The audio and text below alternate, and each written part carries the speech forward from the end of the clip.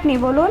আসলে এটা আমার মেয়ের বাড়ি, আমি আমার মেয়ের সাথে দেখা করতে আসছি। কিন্তু এটা তো আমার বাড়ি, আমার মনে হচ্ছে আপনার কোথাও একটা ভুল হচ্ছে। না না, আমার কোথাও ভুল হচ্ছে না, আমি এর আগেও আসছি, এটাই বাড়ি। কে আসছে প্রিয়া? আরে মা জি, আপনি? আসসালামু আলাইকুম। আপনি এই সময় এইখানে? নয়ন, উনি কে? সব বলতেছি, আসো ভেতরে আসো, বসুন। বাবা, এই মেয়েটা কি বলতেছে? এই বাড়ি নাকি ওর? আমার মেয়ে কোথায়? আপনার মেয়ে আমাকে আরো 1 বছর আগে ছেড়ে কানাডা চলে গিয়েছে, আপনাকে বলে নাই? ওই না তো, আমি তো কিছুই জানি না, ও তো আমাকে কিছুই বলে নাই। তোমাদের ভিতরে ডিভোর্স হয়ে গেছে, আমি তো এগুলা কিছুই জানি না। আর কবে হয়েছে এগুলা বাবা? আসলে মা, আসলে মা, দেখো, আমি না তোমার সাথে আর থাকতে চাই না, আমি এখান থেকে চলে যাব। তুমি চলে যাও মানে? তুমি কানাডা গিয়ে কি করবা? তুমি কথাটা বুঝতেছো না? কেন? কানাডা গিয়ে আমি নিজেকে পরিবর্তন করবো, আমার নিজের একটা জীবন নেই, সকালাত নেই, আমি কি সারা জীবন তোমার সাথেই থাকবো? তুমি এটা কি বলছো? তুমি আমার স্ত্রী, আমি কি তোমার শখ পূরণ করতেছি না?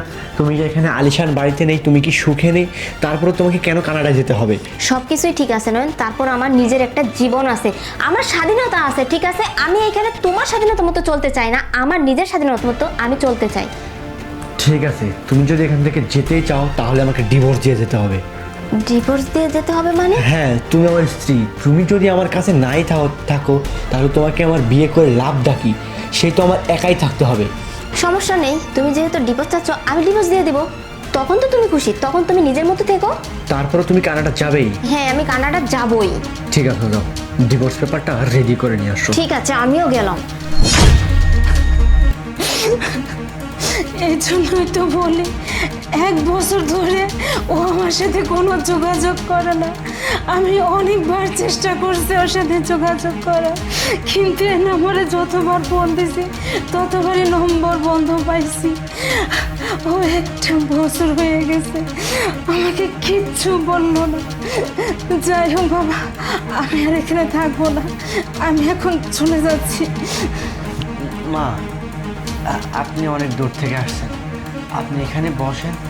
আপনি আমাকে বলেন, আপনি এত জরুরিভাবে কেন আসছেন? কি দরকার? দরকার দরকার তো একটা আছেই বাবা, ওই দরকারেই আমি আসছিলাম। ওর বাবা আজকে কয়েকদিন যাবত হাসপাতালে ভর্তি, একটা অপারেশন করতে হবে, সে অপারেশন করার জন্য 2 লক্ষ টাকা লাগবে। এখন তো আমি কিছুই বুঝতে পারতেছি না, ও তো এখানে নাই, এই টাকা আমি কিভাবে এখন ম্যানেজ করব? আমার তো মাথায় আর কোনো কাজ করতেছে না বাবা।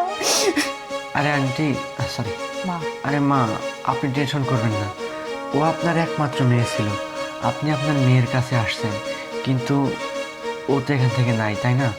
ও নেই তো কি হয়েছে, আমি তো আছি। আপনি এখানে 1 মিনিট বসুন, আমি দেখি আমি আপনার জন্য কি করতে পারি। 1 মিনিট।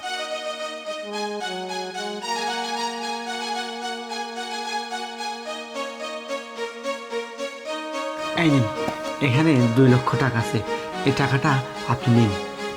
না না বাবা, আমি কেন তোমার কাছ থেকে টাকা নিব? আমি এই টাকা নিতে পারবো না। কেন নিতে পারবেন না? আমি তো আপনার ছেলের মতোই, তাই না? আপনার মেয়ে এখানে নেই তো কি হয়েছে, আমি তো আছি। সে যদি এখানে থাকতো তাহলে কি এই সাহায্যটা সে করতো না, বা আমিই তো করতাম, তাই না? সেটা মনে করে না হয় এই টাকাটা আপনি নিন।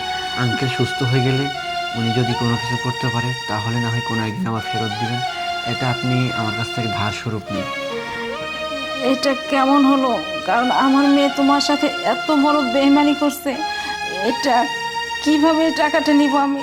যাই হোক বাবা, এই টাকাটা পেয়ে আসলে অনেক উপকার হলো, তোমার শ্বশুরের চিকিৎসা তো করাতে পারবো।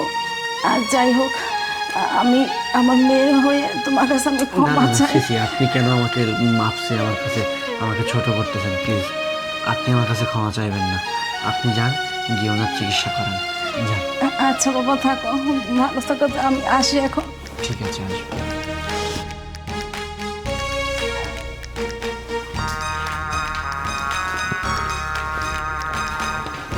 আচ্ছা, তুমি এটা কি করলে? কি করলাম? কি করলে মানে বুঝতেছো না? হ্যাঁ, যে তোমার সাথে সংসার করতেছে না, তোমার কাছেও সে নেই, তোমাকে ধোঁকা দিয়ে তোমার সাথে বেমানি করে চলে গেছে, তুমি তার মাকে এত বড় সাহায্য করলে, এতগুলো টাকা দিলে কেন? শোনো, আমি একটা কথা বলি, ও হয়তো বা আমার সাথে বেইমানি করছে, ও হয়তো বা আমার সাথে নেই, কিন্তু উনি তো আমাদের আত্মীয় নাকি? আমি তো এখানে আছি, উনি একটা বিপদে পড়ে আমার কাছে আসছে, আর এই সাহায্যের কথা উনি সারা জীবন মনে রাখবে, মৃত্যুর আগ পর্যন্ত মনে রাখবে। কিছু কিছু জায়গায় কোনো লাভ ছাড়াও সাহায্য করতে হয়, যেখান থেকে হয়তোবা আর্থিক কোনো সাহায্য পাওয়া যায় না, কিন্তু সারা জীবন এমন একটা দোয়ার ভালোবাসা পাওয়া যায় যেটা তুমি কোনোদিন টাকা দিয়েও কিনতে পারবে না। এটাই হচ্ছে সেইটা। আর ও যখন জানতে পারবে যে ওর সাথে আমি না থাকার কারণেও আমি ওর বাবা মাকে সাহায্য করছি, তাহলে ও নিজে থেকে এতটা অনুতপ্ত হবে আর নিজেকে নিজে এতটা ছোট মনে করবে যেটা তুমি কল্পনাও করতে পারো না। হ্যাঁ, এসব কাজ শুধু তোমার দ্বারাই সম্ভব, অন্য কেউ হলে এই কাজটা কোনোদিনও করতো না।